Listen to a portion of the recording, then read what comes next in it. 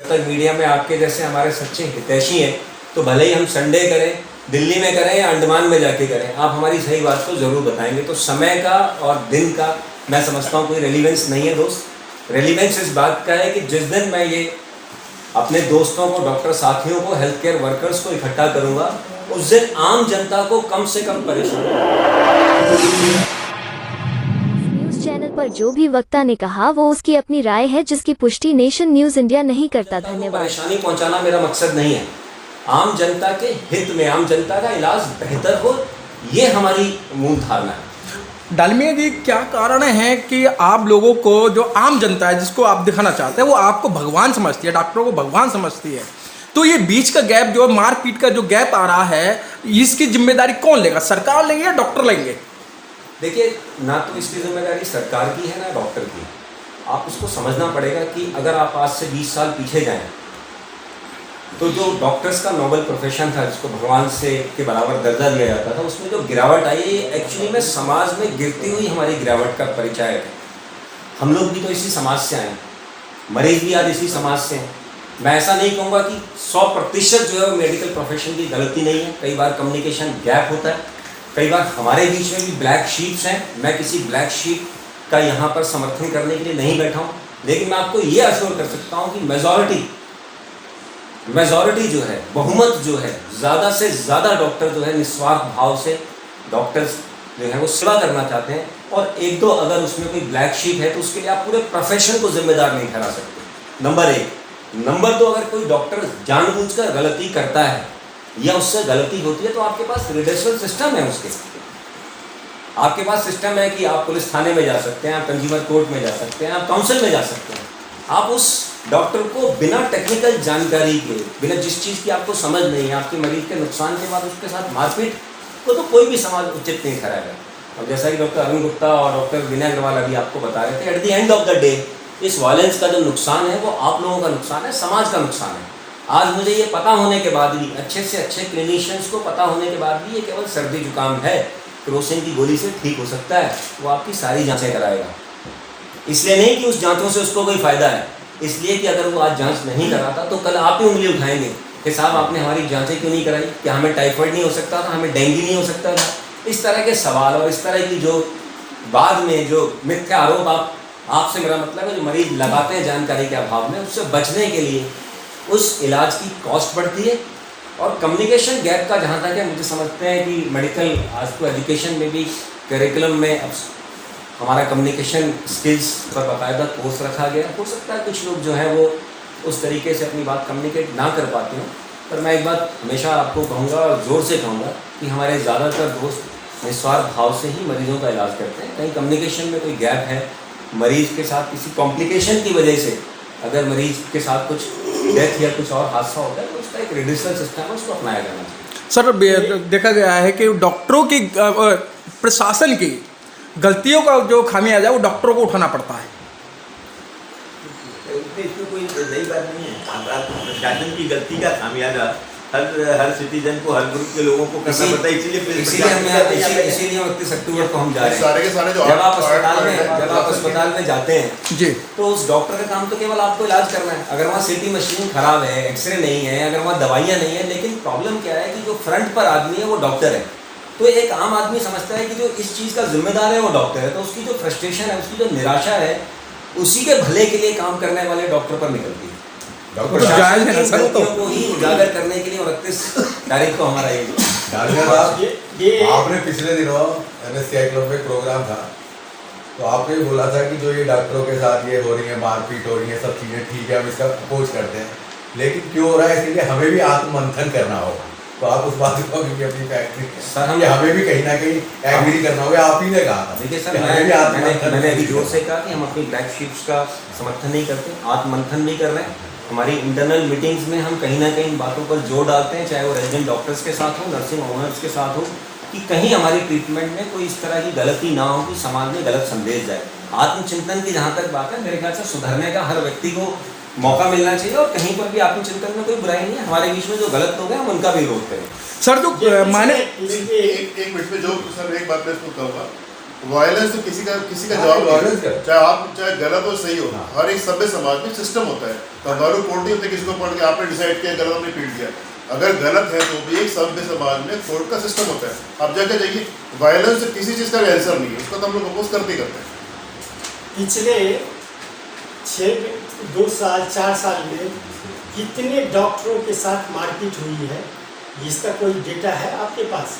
Data आपके पास है, क्योंकि रोज आप लिखते हो। आप अगर अब तो आजकल तो गूगल में अवेलेबल है, कोई भी दिन मुझे दिखा दीजिए जिस दिन किसी देश के किसी अस्पताल में या किसी क्लिनिक पे डॉक्टर ना पिटा जाए। आप ही लिखते हैं और आप ही के पास डाटा गूगल से अवेलेबल है। That there is no day.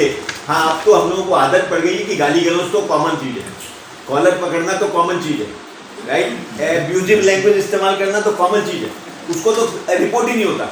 हाँ, थोड़ी बहुत मार पिटाई होती है, वो भी कॉमन है, वो भी उसको इधर उधर सिक्योरिटी को कहते भगा देते हैं। आज जो आप तो रोज वो इंसिडेंट रिपीट करते हो, इसमें डॉक्टर का दांत टूटा, डॉक्टर को मारा, डॉक्टर की चोटें आई, उनकी फोटोज देते हो। रोज ये मर्डर हुए। आप देखिए कितने रिसेंटली कितने मर्डर हुए पेशेंट को ट्रीटमेंट। अभी आपने केरला में मर्डर हुआ डॉक्टर वंदना दास का, अर्चना शर्मा ने सुसाइड किया उस इशू पे। इतने सारे रोज ऐसे केसेस हो रहे हैं। एंड ग्रीवियस हर्ट तो बहुत हो रहे हैं, ग्रीवियस इंजरीज तो बहुत हो रही है, हड्डी टूट गई, मार पिटाई हुई, उस तरीके का हुआ। आप सोचिए ना, कौन सी ऐसी कम्युनिटी है जो बिना किसी रीजन के स्ट्राइक पे जाएगी? दिल्ली का कौन सा ऐसा अस्पताल है जो स्ट्राइक पे नहीं जाते? एक बार उस स्ट्राइक पे जाते हैं, 4-5 दिन स्ट्राइक पे रहते हैं, एडमिनिस्ट्रेशन तसल्ली दे देता है, बेचारे फिर वापस जाते हैं क्योंकि नोबल प्रोफेशन है। जो एडमिनिस्ट्रेशन डिसाइड करता है उसको इम्प्लीमेंट कराने के लिए फिर स्ट्राइक पे जाते हैं, तब तक एक और इंसिडेंट हो जाता है। डॉक्टर अग्रवाल जी, देखा गया है कि जो सरकारी डॉक्टर होते हैं और हॉस्पिटल में काम करते हैं, उनके नर्सिंग होम बंधे हुए होते हैं, जबकि आपको एनपीए दिया जाता है, नॉट प्रैक्टिस अलाउंस दिया जाता है, उसके बावजूद भी मरीजों के साथ अनदेखा होता है। देखिए, मैं आपकी इस बात से सहमत नहीं। अभी डॉक्टर अश्विनी डालमिया ने कहा कि there can be a black sheep there, but ये स्टेटमेंट आपका बिल्कुल गलत है और जनरलाइज स्टेटमेंट नहीं है ये कि कोई डॉक्टर कहाँ से किसी तरह एसोसिएटेड है, ऐसा नहीं है। बहुत सारे 95% डॉक्टर्स ऐसे भी हैं जिनका कोई एसोसिएशन नहीं है, जो कि अपने निस्वार्थ भावना में हॉस्पिटल जाते हैं, हॉस्पिटल काम करके आते हैं। हाँ, 2-4-5% जिसको आप हाईलाइट करने की वो कर रहे हैं, मैं उससे सहमत नहीं हूँ। हाँ, लेकिन अगर ऐसे लोग हैं उनके साथ सर, एक बात आपने कही, जो कई डॉक्टरों को पिछले कुछ महीनों से तनख्वाह नहीं मिल रही है, तो ये फाइनेंशियल क्राइसिस कितने दिनों से, अब कितने डॉक्टर इससे प्रभावित हैं? ये फाइनेंशियल क्राइसिस ये आर्टिफिशियल है या वो जो नर्सिंग होम है या प्राइवेट हॉस्पिटल है वो फाइनेंशियल क्राइसिस के कारण नहीं दे रहे हैं या अपने कुछ? देखिए, एक बात मैं आपको बताता हूँ। आपने म्यूनिसिपल कॉर्पोरेशन के डॉक्टर्स का एजुकेशन देखा तो कई महीने तक चला, एंड यहाँ तक हुआ कि एक स्टेज में देन मेयर ने ये कहा कि मैं 15-15 दिन में 1-1 महीने की तनख्वाह रिलीज करा देता हूँ आपको, जैसे दया कर रहे हैं, भीख दे रहे हैं। अभी आपने सुना राजीव गांधी का जो अभी आज ही चल रहा है, आज भी आपके अखबारों में हमने पढ़ा, क्या हम गए भी थे वहाँ पे, डॉक्टर साहब भी गए थे कि वहाँ राजीव गांधी के लोगों को 3-3 महीने 4-4 महीने तक तनख्वाह नहीं मिली। मुझे बताइए ये क्या, व्हाट डज दिस स्पीक? हमें मुझे क्या लेना देना कि क्राइसिस है या नहीं है? गवर्नमेंट का काम है पैसे इकट्ठे करना, फ्री में बांटना उनको आता है। डॉक्टरों की तनख्वाह नहीं दे सकते जो काम कर रहे हैं, तो ये तो एडमिनिस्ट्रेटिव फेलियर है। मतलब ये पैसे ना देना काम करने के बाद, और 3-3 महीने ना देना है सोच के, और फिर वो बेचारे बैठने की नोटिस दे के स्ट्राइक पे बैठते हैं, तो उनको धमकाया जाता है कि आप बैठोगे तो आपको नौकरी से हटा दिया जाएगा। डीएमपी के स्टूडेंट को डराया जाता है कि आपको उससे निकाल देंगे अगर आप स्ट्राइक में बैठोगे, तो ये उचित नहीं है। एंड आई एम श्योर हम भी आत्ममंथन कर रहे हैं। पाठक साहब ने ठीक कहा, बिल्कुल ठीक कहा कि हम सोसाइटी के हिसाब से बदल तो रहे, चीज़ें बदल रही हैं, उससे कहीं सोसाइटी को फायदा हो रहा है, कहीं नुकसान भी हो रहा है, राइट। आज के दिन भी काफ़ी ऐसा होता है कि हम जैसे मैं अगर सेकेंडरी केयर हॉस्पिटल चलाता हूँ, एक समय तक उसी पेशेंट को वापस भेजते नहीं थे।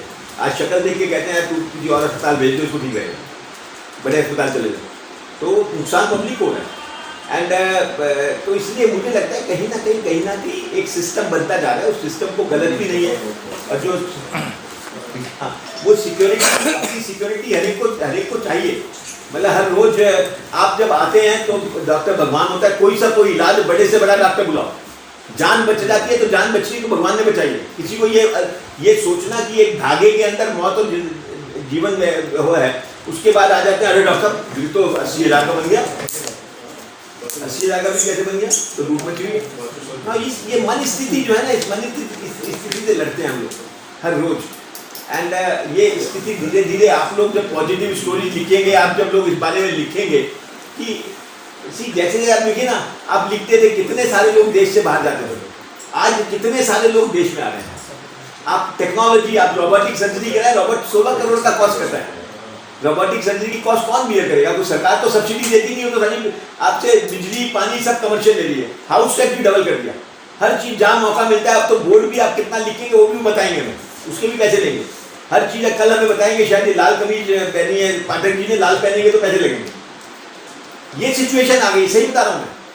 तो अगर उस सिचुएशन पे हम टैक्सेस लेंगे तो भैया जो हम इन्वेस्ट करें उसकी कॉस्ट तो कहीं ना कहीं कोई तो बियर करेगा, इसलिए ट्रीटमेंट एक्सपेंसिव हो रहा है। आप चाहते तो रोबोटिक सर्जरी हो और इलाज आयुष्मान भारत में नहीं हो सकता। ये सीधी सी बात है। Thank you.